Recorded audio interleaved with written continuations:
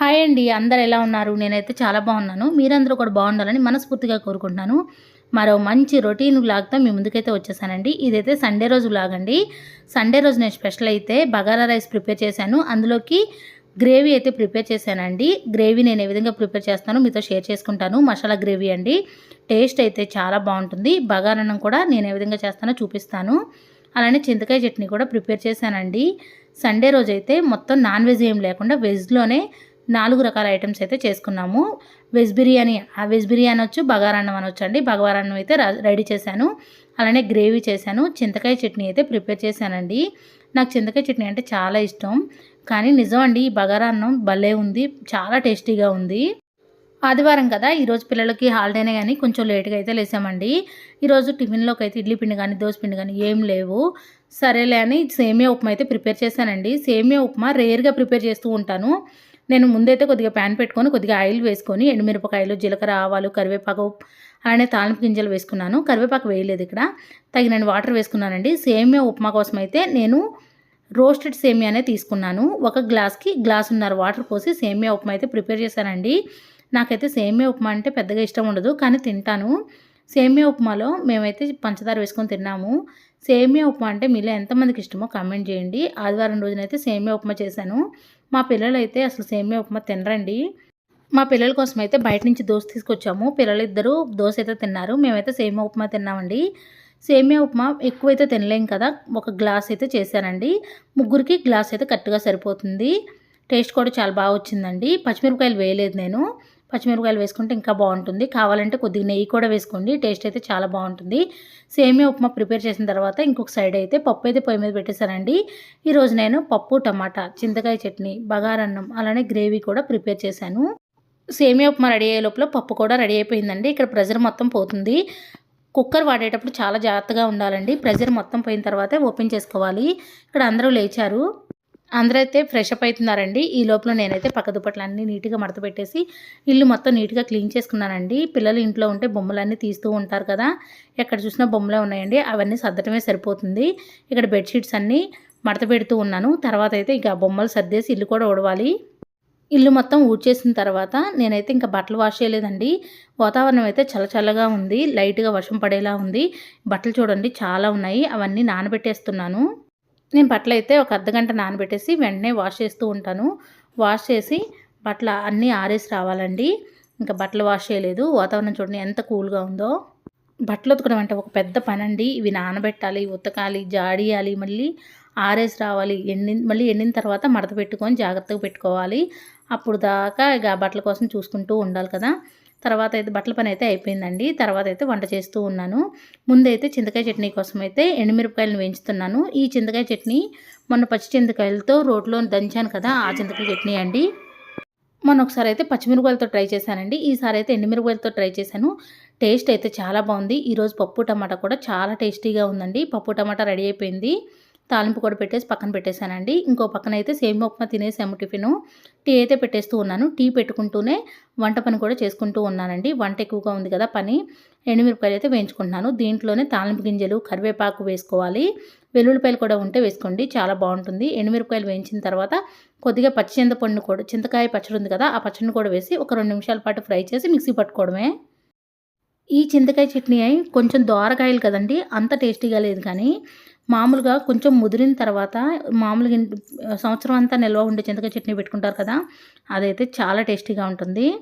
ఈ చింతకాయలు అయితే కొంచెం లేతగా ఉన్నాయండి, కానీ చాలా బాగుంది. నేనైతే మిక్సీ జార్లోకి తీసుకున్నాను. ఈ చింతకాయ చట్నీ కూడా ఒక 2 నిమిషాల పాటు ఫ్రై చేస్తున్నానండి. ఎందుకంటే పచ్చి చింతకాయలు కదా కొంచెం వగరుంటాయని ఒక 2 నిమిషాల పాటు వేడి తగిలేంత వరకు వెయిట్ చేస్తూ ఉన్నాను. తర్వాత అయితే మిక్సీ పట్టేసుకున్నానండి.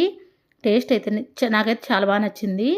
నాకు చాలా ఇష్టం అండి చింతకాయ చట్నీ అంటే. మరి మీలో ఎంతమందికి ఇష్టమో కూడా కామెంట్ చేయండి. మా చిన్నప్పుడైతే మా అమ్మమ్మ నా కోసం ప్రత్యేకంగా చింతకాయ చట్నీ చేసేదండి. అసలు నాకు ఎంత ఇష్టం అంటే అంత ఇష్టం అండి. మా అమ్మమ్మ వాళ్ళు ఉండేవాళ్ళు. నేను వాళ్ళ ఇంటికి వెళ్ళినప్పుడల్లా మా అమ్మమ్మ నా కోసం అయితే ఖచ్చితంగా చింతకాయ చట్నీ చేసేదండి. అంత ఇష్టం చింతకాయ చట్నీ అంటే. మీలో ఎంతమందికి చింతకాయ చట్నీ ఈ విధంగా ప్రిపేర్ చేసుకోవడం ఇష్టమో కామెంట్ చేయండి. ఇక్కడైతే ముందు ఎండుమిరపకాయలని మిక్సీ పట్టేసిన తర్వాత చింతకాయ వేయించాను కదా తొక్కుని, అది కూడా వేసి మిక్సీ అయితే పట్టేస్తూ ఉన్నాను. ఇలా పట్టేటప్పుడు చింతకాయ చట్నీ కొంచెం గట్టిగా ఉంటుందనుకోండి, కాచి చల్లార్చిన వాటర్ని కొద్దిగా వేసుకోండి. అయితే ఇక్కడ గుర్తుపెట్టుకోవాల్సింది ఏంటంటే, చింతకాయల్ని మనం రోట్లో దంచేటప్పుడు పసుపు, ఉప్పు వేసాం కదా! ఇలా చేసుకునేటప్పుడు ఉప్పు తక్కువ వేసుకోవాలండి, చూసి వేసుకోవాలి. పట్టేసిన తర్వాత సరిపోకపోతే వేసుకోండి. ఇలా పట్టిన చింతకాయ చట్నీని తాలింపు అయితే పెట్టేస్తూ ఉన్నానండి. తాలింపు పెడితే టేస్ట్ అయితే బాగుంటుంది. ఈ తాలింపులో ఒక 2 నిమిషాల పాటు మగ్గనివ్వాలి. మంచి స్మెల్ అయితే వస్తుందండి. టేస్ట్ చాలా బాగా అనిపిస్తుంది. ఆదివారం కదా, అందరూ ఇంట్లోనే ఉంటారు కదండీ! ఏం స్పెషల్ చేస్తున్నామని అడుగుతూనే ఉంటారు. మనకైతే ఇంకా ఆదివారం ఉదయం నుంచి సాయంత్రం వరకు ఏయో పనులు ఉంటూనే ఉంటాయి కదా! పిల్లలు, హస్బెండ్ ఏమో సండే రోజు రెస్ట్ తీసుకుంటారు. మనమేమో ఈ కుకింగ్ పని, అలానే బట్టలు ఇవన్నీ పనులు సరిపోతాయి కదా! ఇంకేమైనా బట్టలు ఐరన్ చేయాలన్నా ఎక్స్ట్రా పనులు కూడా యాడ్ అవుతూ ఉంటాయి కదా! అలానే లంచ్ బాక్సులు వాష్ చేసుకోవటం, బ్యాగులు వాష్ చేసుకోవటం ఈ పనులన్నీ ఉంటాయి కదండీ! సండే వచ్చిందంటేనే మనకి ఇంకెక్కువ పనులు ఎక్కువ ఉంటాయి. మనం రెస్ట్ తీసుకోవడానికి ఉండదు. ఇక్కడ గ్రేవీ కోసం అయితే ముందుగా ప్యాన్ పెట్టుకొని కొద్దిగా ఆయిల్ అయితే ఏం వేయలేదండి. పల్లీలు అయితే వేశాను. పల్లీలు, కొద్దిగా కొబ్బరి, అలానే ఒక ఉల్లిపాయని కట్ చేసి వేశానండి. దాల్చిన చెక్క, లవంగాలు, మిరియాలు, కొంచెం జీలకర్ర ఇవన్నీ వేసి మంచిగా ఫ్రై చేసుకున్నాను. ఫ్రై చేసిన తర్వాత చల్లారిన తర్వాత మిక్సీ జార్లోకి అయితే తీసుకున్నాను. మిక్సీ జార్లో ఒక టమాటాని అయితే కట్ చేసి వేసానండి. ఇవన్నీ మెత్తని పేస్ట్ లాగా పట్టుకోవాలి. ఈ గ్రేవీ అయితే చాలా చాలా బాగుంటుందండి. వెజ్ బిర్యానీలో కూడా ఎక్సలెంట్గా ఉంటుంది. చాలా బాగుంటుంది. మీరు కావాలంటే ఇందులో కారం వేసి పట్టుకోవచ్చు, లేదంటే కళాయిలో వేసినప్పుడైనా వేయచ్చు. మనం రెస్టారెంట్కి వెళ్ళినప్పుడు బిర్యానీతో పాటు గ్రేవీ ఇస్తారు కదండి, ఆ టేస్ట్ అయితే వస్తుంది. నిజంగా అండి, టేస్ట్ అయితే చాలా బాగుంటుంది. ముందైతే ప్యాన్ పెట్టుకొని కొద్దిగా ఆయిల్ వేసుకొని ఉల్లిపాయ ముక్కలు వేస్తున్నాను. ఉల్లిపాయ ముక్కల్ని మంచిగా మగ్గనివ్వాలండి. పసుపు వేయాలి. ఈ గ్రేవీ అయితే బగారాన్నంలోకి, వెజ్ బిర్యానీలోకి, అలానే చపాతీలో కూడా టేస్ట్ అయితే చాలా బాగా అనిపిస్తుందండి. నేనైతే త్వరగా అవ్వాలంటే ఇదే చేస్తూ ఉంటాను. ఉల్లిపాయ ముక్కలు వేగిపోయిన తర్వాత మీ దగ్గర ఉన్న మసాలా వేసుకోవచ్చు. కావాలంటే బిర్యానీ ఆకు వేయండి, టేస్ట్ బాగుంటుంది. ఉల్లిపాయ ముక్కలు, మసాలా దినుసులు మగ్గిపోయిన తర్వాత మీరు మిక్సీ పట్టుకున్న మెత్తని పేస్ట్ ఉంది కదా, అది వేసి మిక్సీ జార్ని తొలిపి కొద్దిగా వాటర్ పోయండి. సిమ్లో పెట్టి గ్రేవీ మొత్తాన్ని మంచిగా దగ్గరకు వచ్చేంత వరకు ఉడకనివ్వాలి. ఉల్లిపాయ, టమాటాలు పచ్చి వేసాం కదా, మంచిగా మగ్గనివ్వాలి. ఇవన్నీ మగ్గిపోయిన తర్వాత కొంచెం తగినంత కారం, అలానే గరం మసాలా, కొద్దిగా ధనియాల పౌడర్ వేసుకొని మంచిగా ఈ విధంగా అంతా మిక్స్ అయ్యేలా కలుపుకోవాలండి. సిమ్లో పెట్టి కనీసం ఒక 10 నుంచి 15 నిమిషాల పాటు గ్రేవీ మొత్తాన్ని మంచిగా ఉడకనివ్వాలి. ఆయిల్ మొత్తం పైకి తేలేంత వరకు ఇలా ఫ్రై అయిన తర్వాత ఒక గ్లాస్ వాటర్ అయితే పోయండి.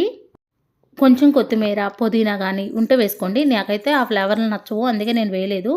మీరు కావాలంటే మెంతాకు కూడా వేసుకోవచ్చండి. కసూరి మేతి ఉంటుంది కదా, కసూరి మేతి కూడా వేసుకోవచ్చు. ఈ విధంగా వాటర్ పోసిన తర్వాత సాల్ట్ సరిపోకపోతే చూసుకొని వేసుకోండి. కొంచెం గరం మసాలా అయితే వేయండి. చికెన్ మసాలా వేయండి, టేస్ట్ అయితే చాలా బాగుంటుంది. ఈ వాటర్ మొత్తం ఇనిగిపోయేంత వరకు, దగ్గరకు వచ్చేంత వరకు ఉడకనివ్వాలి. సండే రోజు నేను చేసిన బగారన్నం ఏ విధంగా ప్రిపేర్ చేశానంటే, ముందుగా ఒక బౌల్ అయితే పెట్టుకున్నానండి. కొద్దిగా ఆయిల్ అయితే వేశాను. ఒక క్యారెట్ని పీల్ తీసి చిన్న చిన్న ముక్కలుగా కట్ చేసి వేశానండి. క్యారెట్ ముక్కలు వేగిపోయిన తర్వాత బంగాళదుంప ముక్కలు ఉంటే వేసుకోవచ్చు. కొద్దిగా ఉల్లిపాయ ముక్కలు వేశాను. ఒక టమాటాని చిన్న చిన్న ముక్కలుగా కట్ చేసి వేశాను. మీ దగ్గర ఉన్న వెజిటేబుల్స్ అన్నీ వేసుకోవచ్చు అండి. బీన్స్ కూడా వేసుకోవచ్చు, టేస్ట్ అయితే బాగుంటాయి. నా దగ్గర ఉన్న క్యారెట్ ముక్కలు, ఉల్లిపాయ ముక్కలు, టమాటా ముక్కలు అయితే వేశాను. అలానే పచ్చిమిరపకాయ ముక్కలు కూడా వేసుకోవచ్చు. ధనియాల పౌడర్ అయితే నేను రోట్లో దంచి వేశానండి, టేస్ట్ బాగుంటుందని. అలానే 4 లవంగాలు, మీ దగ్గర ఉన్న మసాలా దినుసులు అన్నీ వేసుకోండి. మిరియాలు, జీలకర్ర ఇవన్నీ వేసానండి. బిర్యానీ ఆకు అయితే నా దగ్గర లేదు, అందుకే వేయలేదు. వేసుకోండి, చాలా బాగుంటుంది. నేనైతే ఒక 2 స్పూన్లు కారం అయితే వేసానండి. పచ్చిమిరపకాయలు వేయలేదు. పచ్చిమిరపకాయలు అయితే పిల్లలు తినడానికి ఇబ్బంది పడుతున్నారని పచ్చిమిరపకాయలు అయితే వేయలేదండి, కారం వేశాను. తర్వాత అయితే కొంచెం పెరుగు వేశానండి. ఆ తర్వాత ధనియాల పౌడర్ కూడా వేసి, మీరు ముందైతే బియ్యాన్ని ఒక అరగంట సేపు నానబెట్టుకోండి, లేదంటే అప్పటికప్పుడైనా వేసుకోవచ్చు, పర్లేదు. నేనైతే బియ్యాన్ని కడిగి వడకట్టి ఈ విధంగా అన్నం అయితే ఇందులో వేశాను. ఆ మసాలా మొత్తం అన్నానికి పట్టేలాగా ఒక 2 నిమిషాల పాటు ఫ్రై చేసుకోవాలి.